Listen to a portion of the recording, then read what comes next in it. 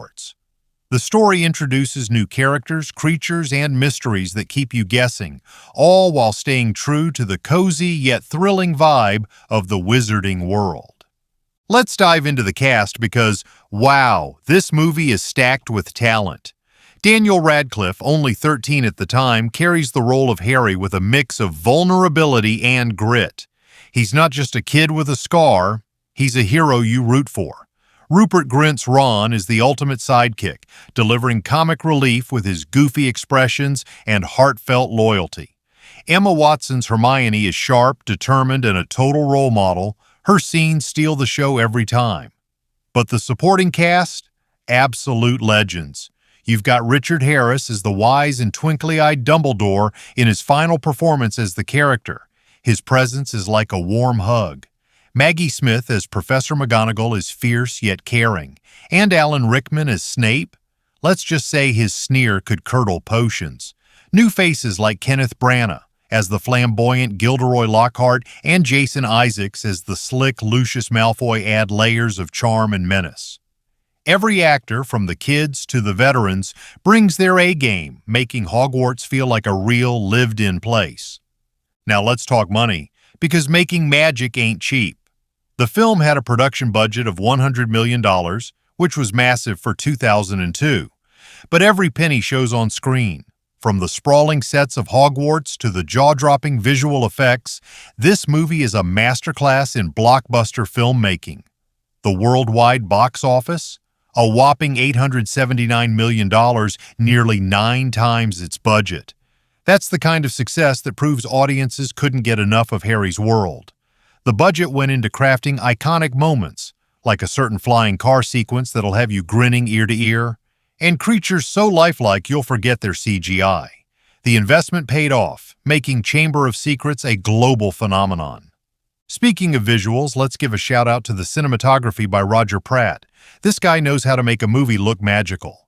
The warm glow of Hogwarts' Great Hall, the eerie shadows of its corridors, and the vibrant chaos of Diagon Alley, every shot is a feast for the eyes.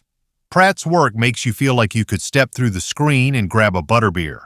The production design by Stuart Craig deserves equal praise. Hogwarts feels like a character itself, with its moving staircases, talking portraits, and hidden nooks. The attention to detail, like the clutter of the Weasleys' burrow or the opulence of Malfoy Manor, makes every scene immersive. These sets, combined with costumes by Judianna Makovsky, transport you straight to the wizarding world. Now let's talk effects, because this movie pushed the boundaries of what CGI could do in 2002. The visual effects team, led by Jim Mitchell, created creatures that still hold up today.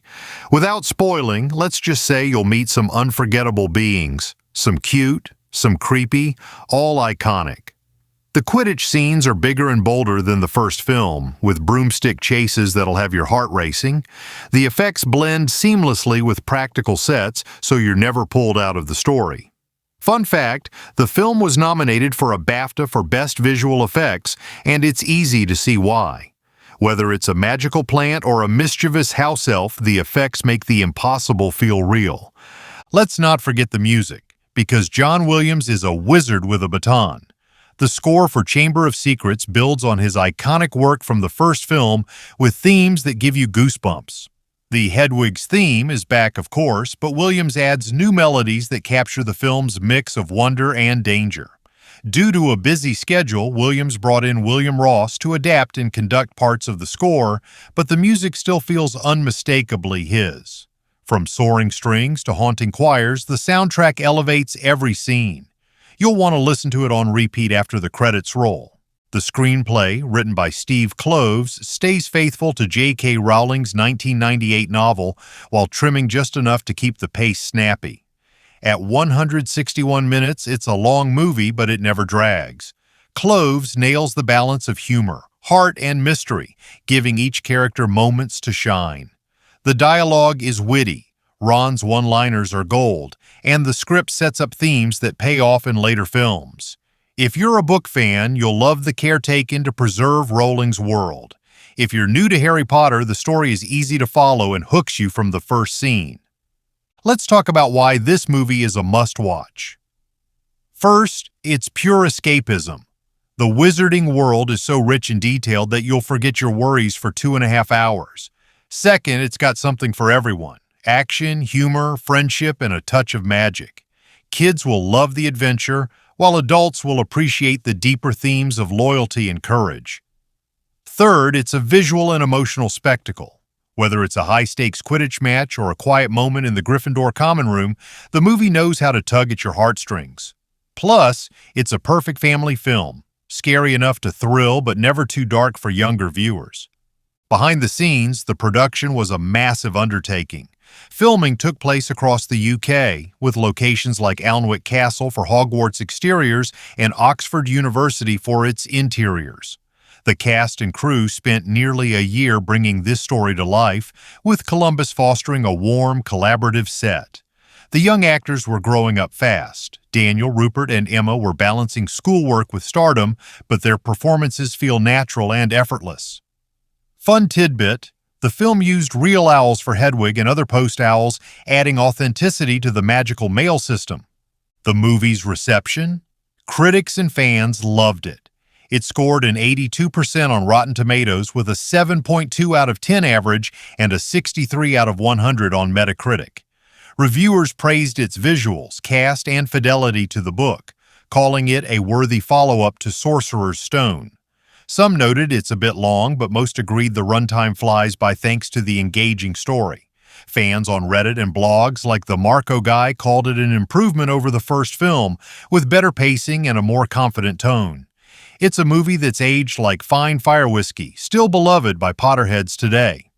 For parents, here's the lowdown. The film is rated PG, with some creepy creatures and tense moments that might spook very young kids, but it's milder than later Harry Potter films, focusing on adventure over darkness. Common Sense Media recommends it for ages 8 and up, praising its pure magic for young fans. If you're watching with family, it's a great chance to bond over spells and snacks. Why should you watch Harry Potter and the Chamber of Secrets in 2025? Because it's timeless. The themes of friendship, bravery, and standing up for what's right resonate just as much today. The craftsmanship, direction, effects, music, sets holds up against modern blockbusters.